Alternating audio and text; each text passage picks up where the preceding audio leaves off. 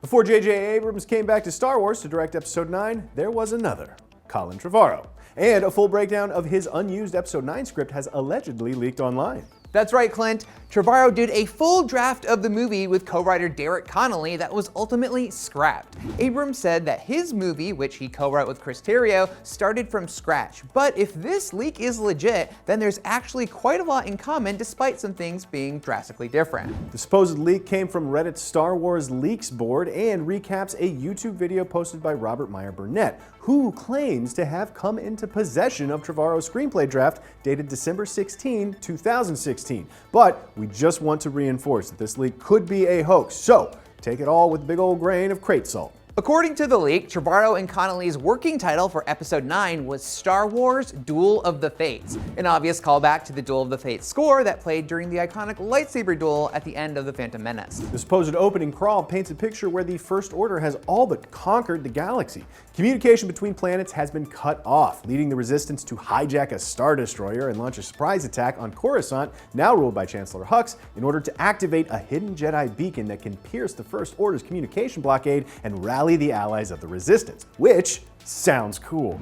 Perhaps the most notable difference is that Emperor Palpatine isn't the main villain of the story. In this version, Palpatine stayed dead after the events of Return of the Jedi. Supreme Leader Kylo Ren is shown searching Darth Vader's castle on Mustafar and being haunted by the ghost of Luke Skywalker. Ren eventually discovers a Sith holocron, not a Sith wayfinder, left behind by Palpatine. It contains a message to be played in the event of Palpatine's death. The recorded message directs Darth Vader to seek out Palpatine's master, Tor Valum, and complete his training in the dark side, although it's unclear whether Valum is meant to be the same character as Darth Plagueis. Palpatine clearly didn't anticipate Vader would be the one to kill him, but Ren is happy to seek out Valum in his grandfather's place. In general, Luke seems to play a bigger role in this version, as his ghost simultaneously seeks to draw Ben Solo back to the light and help Rey complete her training.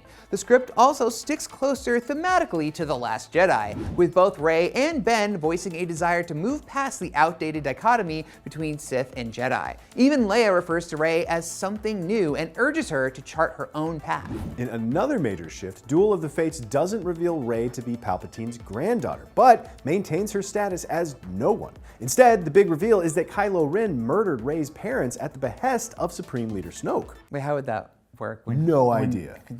When it was a kid? This part I'm a little fuzzy, but he would have been like 13. Last Jedi and Rise of Skywalker. But like, why would he have cared about killing her parents if she's nobody? Yeah. Until they find out, and then at that point, like... But hey, anyways, the script culminates in a final battle between Rey and Kylo Ren on Mortis, a mystical planet in the ethereal realm of the Force you may remember from Star Wars: The Clone Wars. The ghosts of Luke, Obi-Wan Kenobi, and Yoda appear in one final attempt to redeem Ben, but unlike in The Rise of Skywalker, he's too far gone to be saved and is ultimately extinguished. The leak contains a number of other interesting details, including a grotesque description for Tor Valum as a 7,000-year-old Lovecraftian creature, Kylo Ren forging a new mask of Mandalorian metal and then battling a hallucination of Darth Vader, Dagobah Cave style, Chewbacca flying an X-Wing during the Battle of Coruscant, and Lando being called upon to rally the galaxy's smugglers to aid the Resistance. But again, unless Lucasfilm or Trevorrow elect to comment, there's no way of knowing whether this leak is legitimate or simply an elaborate work of fan fiction. Do you think it's real? And what do you think of the story? Let us know in the comments down below. Okay, regardless if it's real or not, what do you think of the story? I like it better than Rise of Skywalker. It made a little more sense. Yeah, it felt like it was the end of something instead of just a whole new something. Yeah, how about that? But yeah, let us know what you think in the comments. And thank you for watching. For more news from IGN Now, check out our breakdown on the JJ cut of The Rise of Skywalker and what that's all about, and all the evidence that points to the new Morbius movie being part of the MCU. And as always, subscribe to IGN wherever you like to watch.